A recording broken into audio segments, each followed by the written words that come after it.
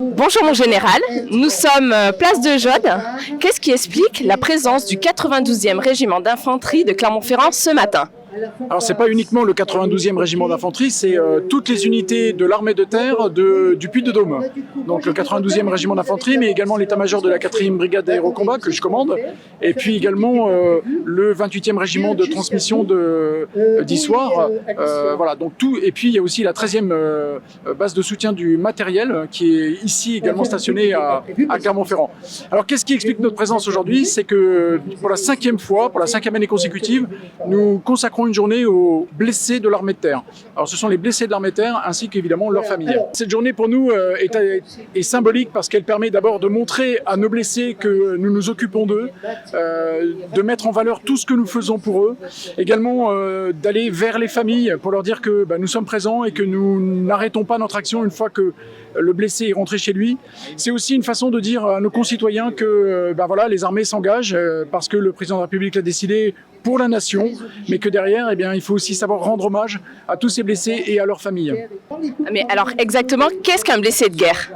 Alors un blessé de guerre, c'est plusieurs choses. C'est d'abord un soldat qui a été blessé dans sa chair, donc qui a reçu un impact, soit par balle, soit par projectile, soit par un éclat. Ça peut être un éclat d'obus, ça peut être un éclat d'engin explosif improvisé. Donc il a été touché dans sa chair, il a perdu un membre par exemple, il a été vraiment touché.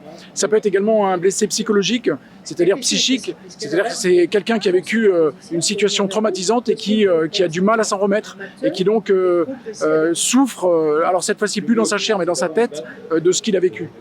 D'accord. Et à combien estimez-vous chaque année à peu près le nombre de blessés de guerre ? Alors en fait c'est un chiffre sur lequel on ne communique pas parce que d'abord ça varie et puis c'est assez fluctuant et c'est pas quelque chose. Le but c'est pas d'en faire un bilan que nous faisons nous, mais l'objectif c'est pas de le mettre sur la place publique. Oui, je comprends. En tout cas, merci mon général pour ce moment et je vous remercie. Bonne journée. Bonne journée à vous aussi. Au revoir. Patrimoniaux, architectes, voilà, et construire des parcours de randonnée avec des QR codes, des jeux, des choses comme ça, des témoignages d'anciens combattants. Bonjour, donc je suis Christine Le Chevalier, maître de conférences associée à l'université et je suis ici parce que nous avons réalisé avec des étudiants un film sur les blessés. Et vous, monsieur ?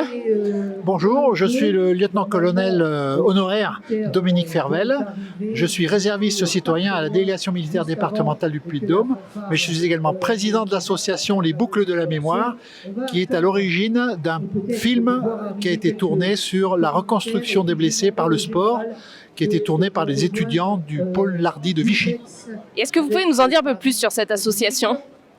Alors c'est une très jeune association qui a été créée en septembre 2020, qui compte déjà 62 adhérents, dont la finalité est de développer la citoyenneté et de promouvoir la mémoire à travers des actions culturelles. D'accord. Alors cette association, elle est née un petit peu de multiples travaux qui se réalisaient de ci, de là, et on a voulu fédérer sous une seule, je dirais, entité ces actions qui étaient menées et de façon à apporter du dynamisme. Ça, c'était le premier objectif. Et le deuxième objectif, c'est surtout de travailler et de porter ces actions avec les jeunes et en direction des jeunes. Et quels sont vos projets ?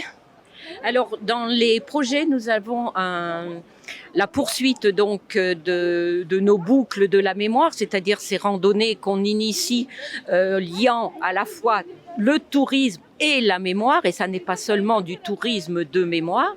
Et puis nous avons un autre projet très ambitieux, c'est de construire une exposition itinérante sur la résistance dans le Puy-de-Dôme.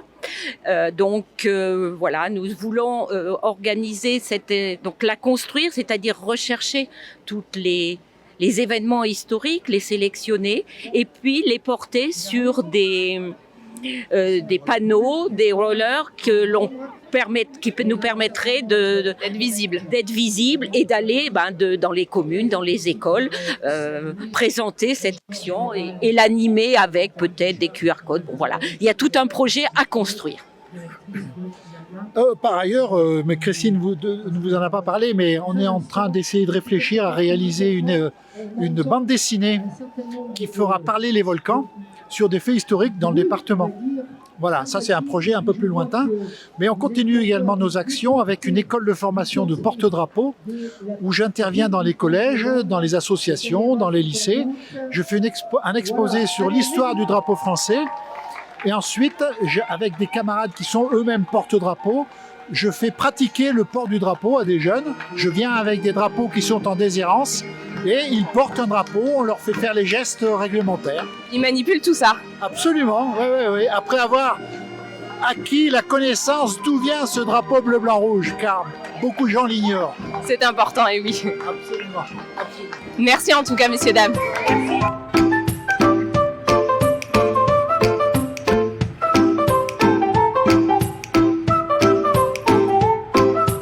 Bonjour madame, qu'est-ce qui explique votre présence ici ce matin? Bonjour, donc moi je suis Delphine Mège, donc je représente en fait Défense Mobilité. C'est l'organisme, donc l'opérateur unique qui est en charge de la reconversion des militaires, du personnel civil du ministère des Armées, des conjoints de militaires et de gendarmes. Donc nous sommes là aujourd'hui puisque nous sommes partie intégrante en fait de l'accompagnement des blessés de l'armée de terre et donc par le biais d'un accompagnement spécifique, nous les aidons dans leur transition professionnelle. D'accord, et vous avez des locaux, quelque chose comme ça se passe comment?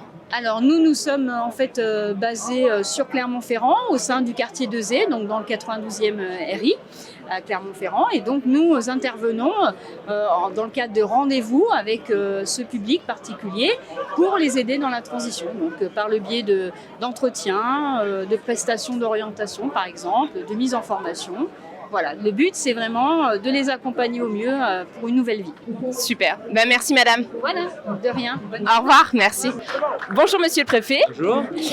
Pouvez-vous nous dire un petit mot pour cette journée nationale des blessés de guerre? Oui, merci de me donner cette opportunité. Ben oui, je voulais être là particulièrement pour soutenir l'effort de l'armée de terre, en l'occurrence, pour soutenir le moral des blessés. Vous avez entendu les mots très forts du général Gou, c'est-à-dire de dire que l'armée, c'est une grande famille aussi, et on est là pour les aider.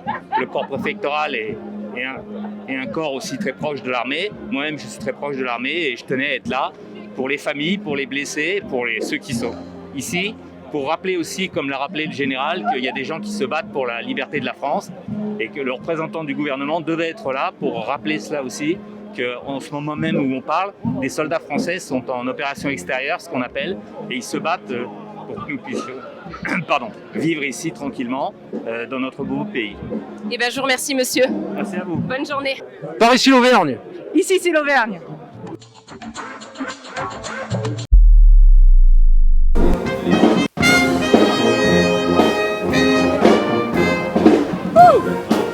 Je sais pas faire.